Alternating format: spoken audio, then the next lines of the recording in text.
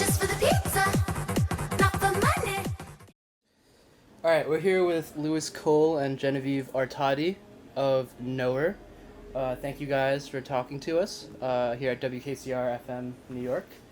I was wondering, like, first of all, how do you guys come up with your song ideas? Dude, yeah, that's kind of crazy. We talk a lot. We spend a lot of time together, and depending on like the album, we'll be listening to certain music and be like, "Oh man, that'd be so cool if we could have this sort of a thing on it," or just be like talking about weird stuff about life and. What I remember the most is like when we have a song idea, I'll like write down a bunch of ideas like, oh, let's have like a slow rock beat with like slap bass and like animal sounds and like this kind of chord progression, like a chord progression that makes you feel like you're happy but also getting stung by bees or something. I don't know, just like really specific. Obviously I've never written that exact thing that I just said, but I think it's that about that specific kind of like you just write down. Yeah. Like what the song is gonna be kind of before you do it, and then you kind of do it. Yeah. Do you usually think about it from like more of like a musical, like oral perspective, or do you like come up with like a crazy concept like? It's kind of like completely both. I think it's like you come up with like the feeling that you kind of want to go for at first, and like maybe a vibe, but you also think of how you're gonna get there, like with what kind of music stuff. Like a verbalization of what it wants to sound like. Yep. Like, yeah. Because there's like that song "Die Right Now." Yeah. Like. Actually, that song like went through like 5 different stages. So. There were I don't different even know. themes. Yeah. Well, it was like at first it was like this crazy like drum and bass drop thing that was just kind of crazy sounding. It sounded like Looney Tunes kind of, but like really heavy. Yeah.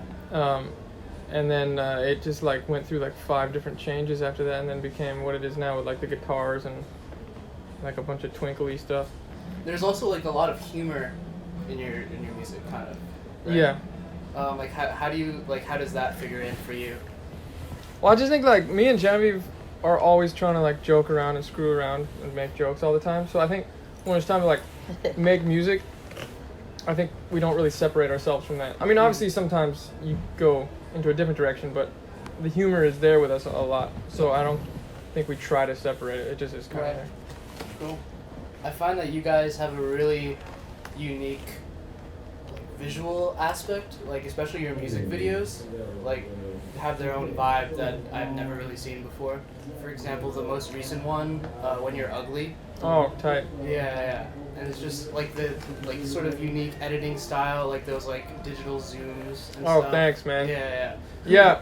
I mean, if I could zoom in with the lens, you know, I probably would do that. But the digital one has I feel a good like vibe. it's almost like when you do that though, it's like humorous, you know, because it's just so. Yeah, you're like, so, like, holy shit, bad. I'm a guy with a laptop editing this. Yeah. Who does your videos?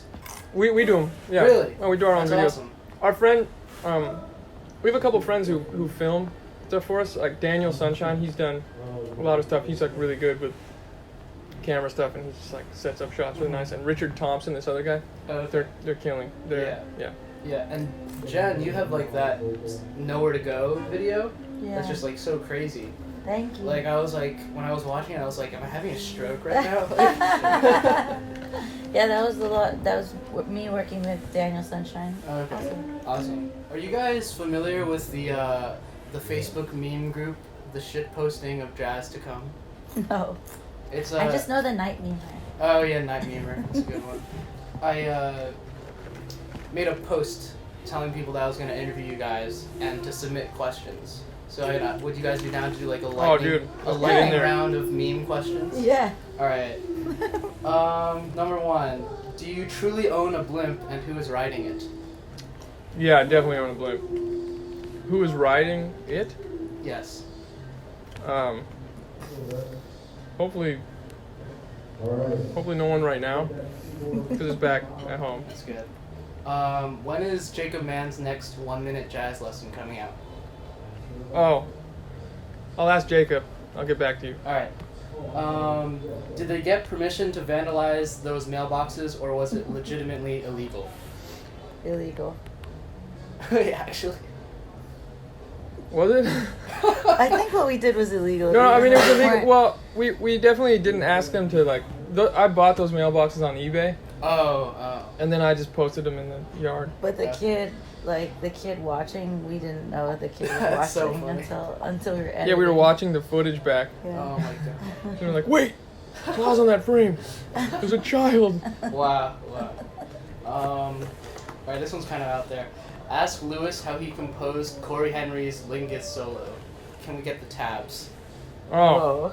he's asking me how I composed it. Yeah, Alright. like in this hypothetical situation, assuming you composed Corey Henry's solo. Yeah, I composed his solo for him using a rubber stamp and some paper, and just kind of went from there. Okay.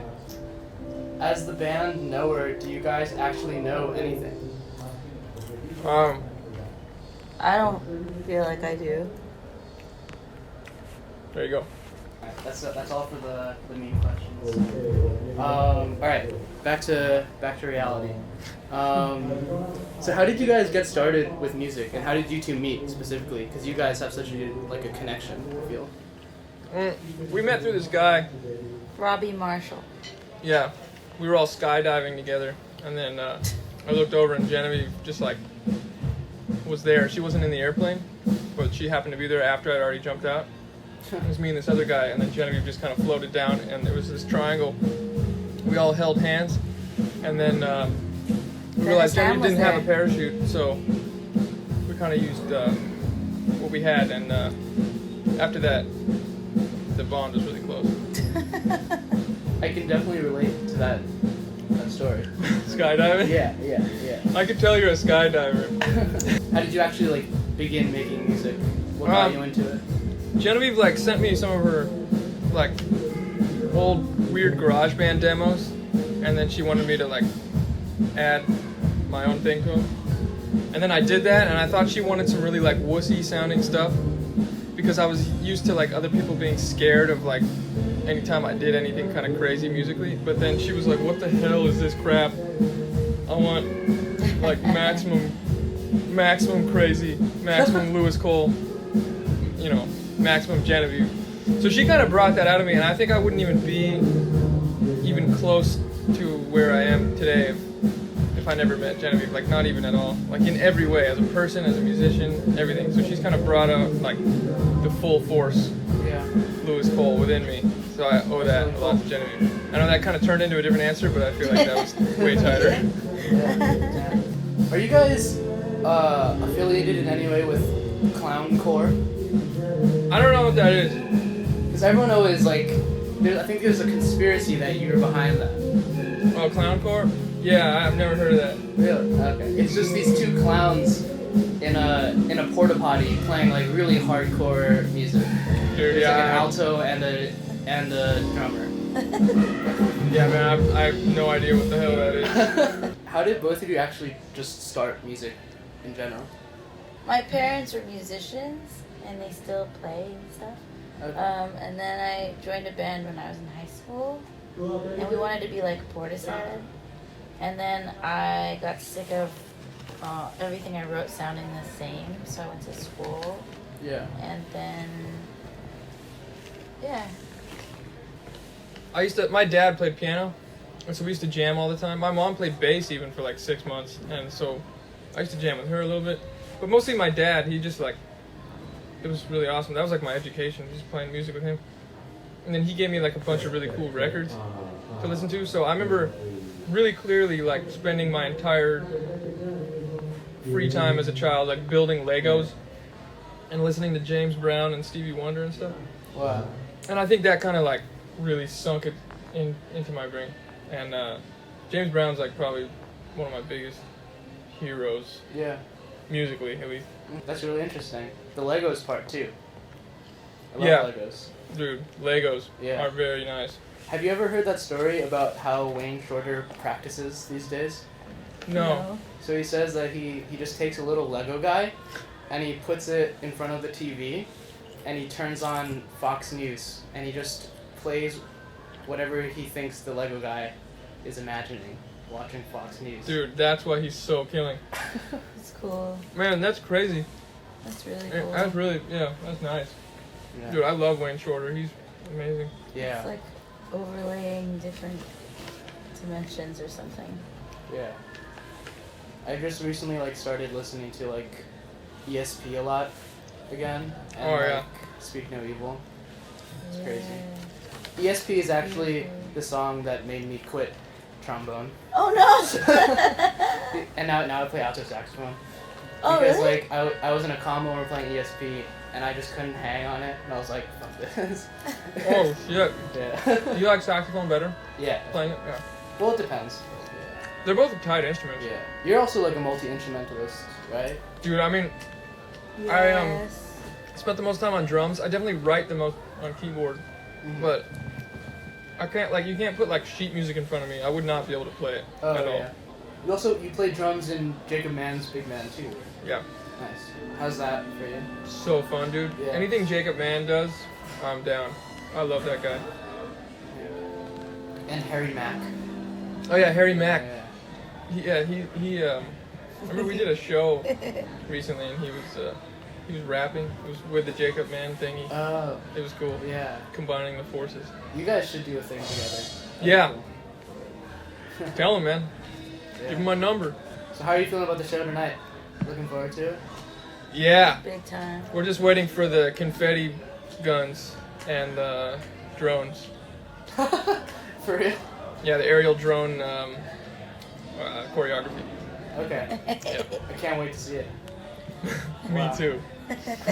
Someday we will have that. Yeah. I saw all these videos recently in China actually, where they like have these like hundreds of drones doing these like formations Yeah. in the sky. That's crazy. Dude, We're in the future. yeah, we got to get that in the Brooklyn Bowl. Wow. Alright, well, it was really fun talking to you guys. Yeah, Thank thanks Thank for you having so us. much. Can't wait to hear you guys play tonight. Yeah. Alright. Thanks. It's gonna be fun.